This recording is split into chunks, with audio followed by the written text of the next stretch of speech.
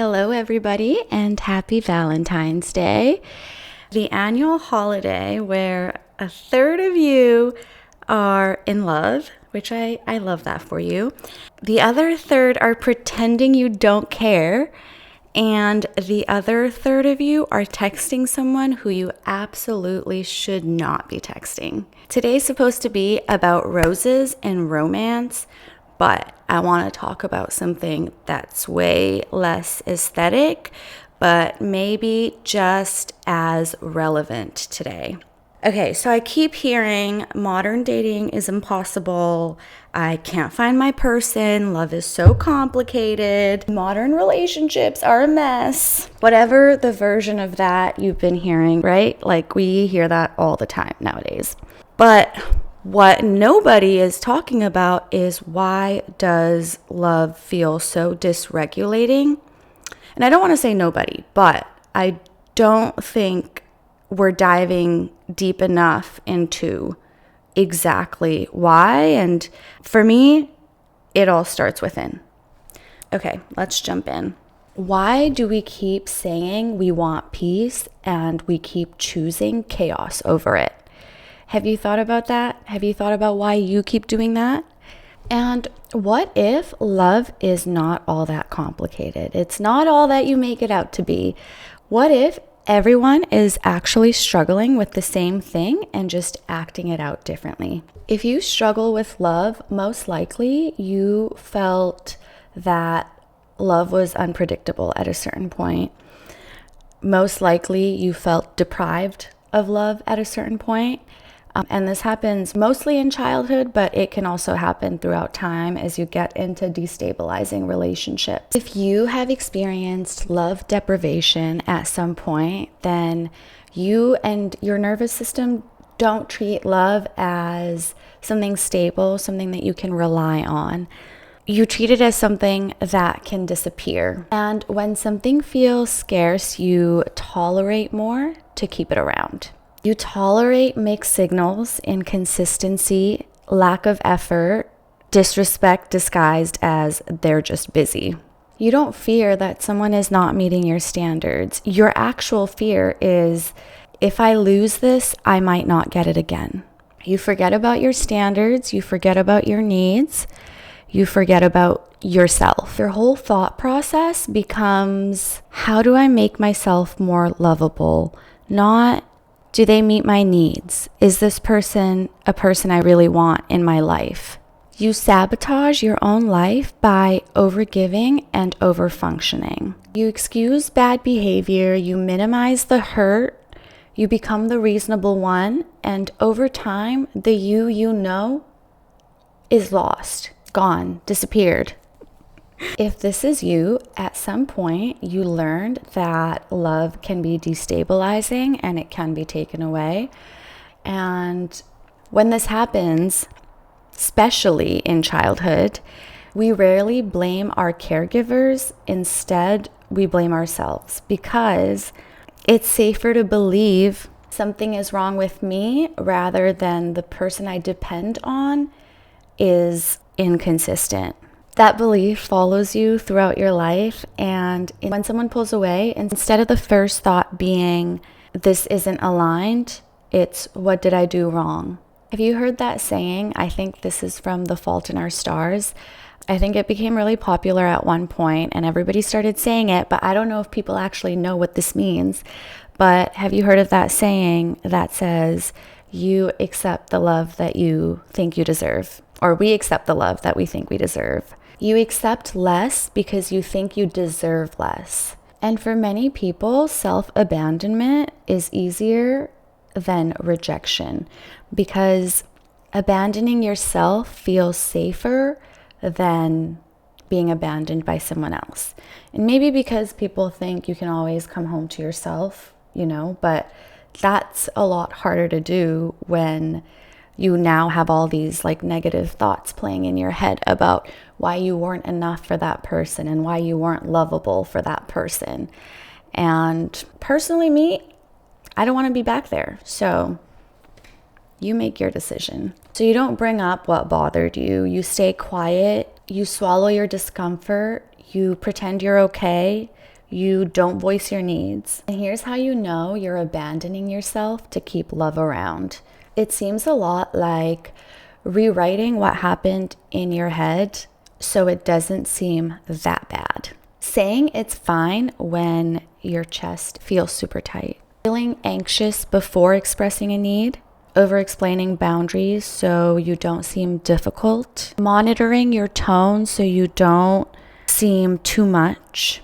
Apologizing for everything, including having feelings. Prioritizing how they'll react over how you really feel. And the biggest sign is you're constantly asking, how do I keep this around? How do I keep this going? And not, is this actually good for me? Self-abandonment is when your fear of losing someone is bigger than your fear of losing yourself. Self-abandonment works, but only temporarily. It keeps the relationship, it prevents immediate rupture, it reduces conflict. And again, often when you've been starved for love your whole life and never learned to fully love yourself, this feels good, but only momentarily. That feeling doesn't last, that feeling doesn't stay with you, because the next conflict will happen and you'll be right back at square one. And long term, this creates tension, anxiety, emotional exhaustion, resentment, loss of identity, and most importantly, it creates even more chaos. You feel even more confused about what you actually want, and you don't let yourself think about what it is that you truly even need, not just what you want. And eventually, you don't even feel loved. You feel invisible, you feel not chosen, you feel unworthy. We say we want love, but most of us don't want the vulnerability that love requires. Love is inherently uncertain, especially when it's coming from an external source, whether that's a person or your social media or whatever it is. If it's not coming from within you, it can be taken away at any point. And I know that sounds kind of like, okay, like a pessimistic mindset, but it's not really about that. It's not about being negative or positive. It's about looking at it realistically. So anyway, we can't control what someone else feels. We can't control how long they stick around. We can't control if they'll change, and we cannot control if they will hurt us. And apart from that, you cannot control their circumstances, which might be one of the biggest hurdles that people face. By the way, guys, fear and uncertainty go hand in hand. They're like literally walking around town, being besties, holding hands, and keeping you from everything you want with the person you want it with. The biggest thing that people struggle with, and this is not just even in love, is rejection. Everyone, even the people that you say and think are avoidant, they are also fearful of rejection. People are afraid of not being chosen, of being replaced, of not being enough. They fear being too much, and they fear being exposed. And this fear shows up differently from person to person. While one person chases, over-communicates, over-explains, needs reassurance, the other one withdraws. They pull away, they avoid defining the relationship, and they phrase it all around needing space. And neither one of these people truly knows what they want. Okay, I'm sure you've all heard of the infamous attachment styles, but did you know that attachment doesn't begin in dating? It begins in infancy. Yep, that early. Research shows that attachment patterns start showing up around the 6 to 12 month mark in a child's life. Isn't that crazy? This is when your nervous system learns one core question: is this connection safe? Or a matter of fact, is connection safe?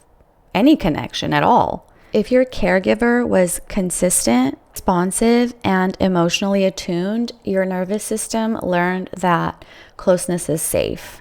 If love was inconsistent, conditional, emotionally unavailable, unpredictable, or overwhelming, your nervous system learned to adapt. And those adaptations became what we now called attachment theory.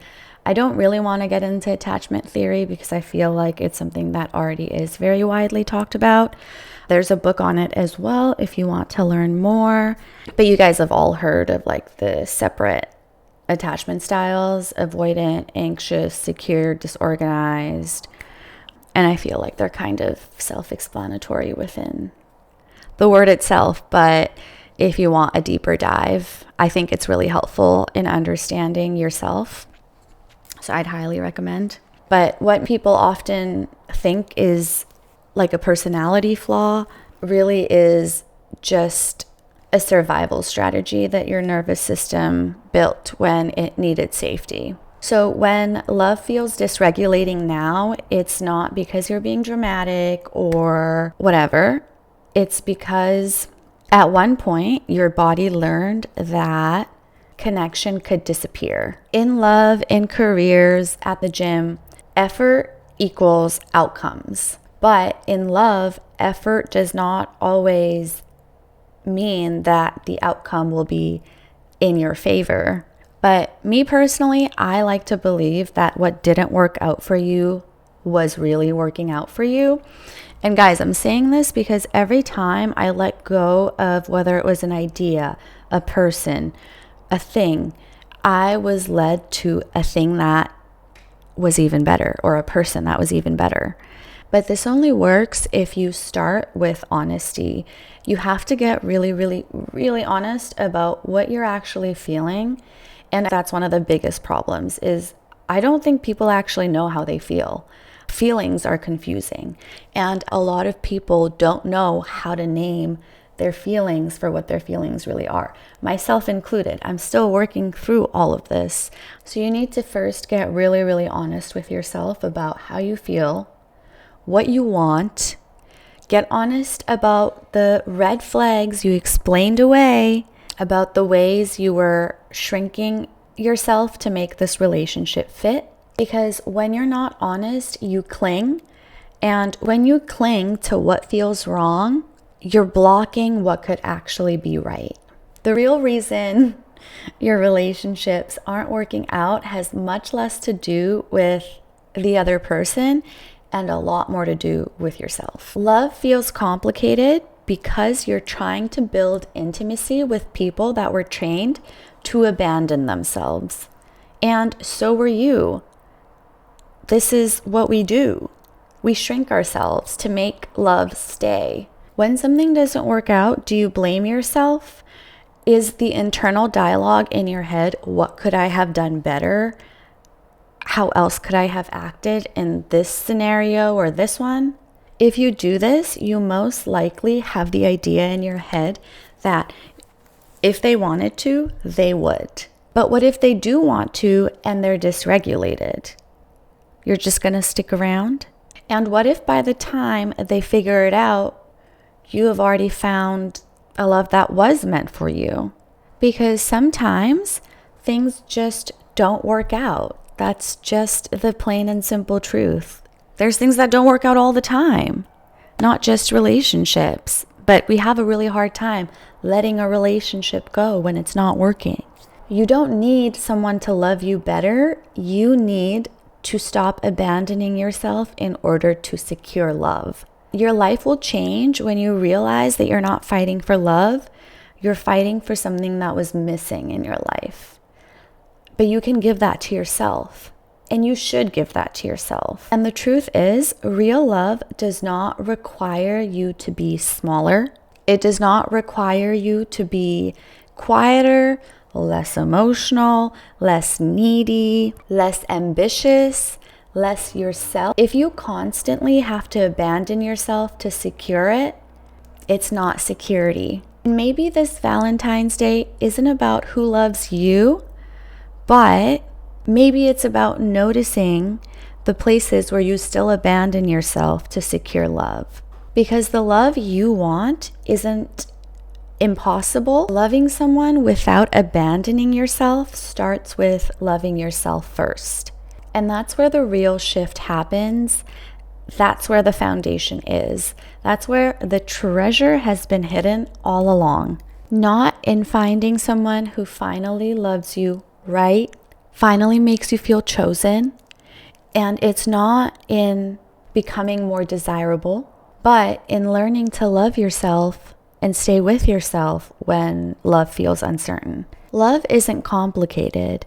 It just becomes complicated when you're trying to earn something that should be freely given. You don't need to chase harder. You don't need to become smaller. You don't need to prove your worth. You need to stop abandoning yourself to keep someone else. Because love is not impossible. But loving someone without abandoning yourself is where all of the changes begin. So I hope you all have a great love day, and remember to love yourselves, not just today, but every other day, because that is the only thing that will ground you on a day-to-day basis, and the only thing that will provide you true safety and security that you're searching for in someone else. Okay, take care till next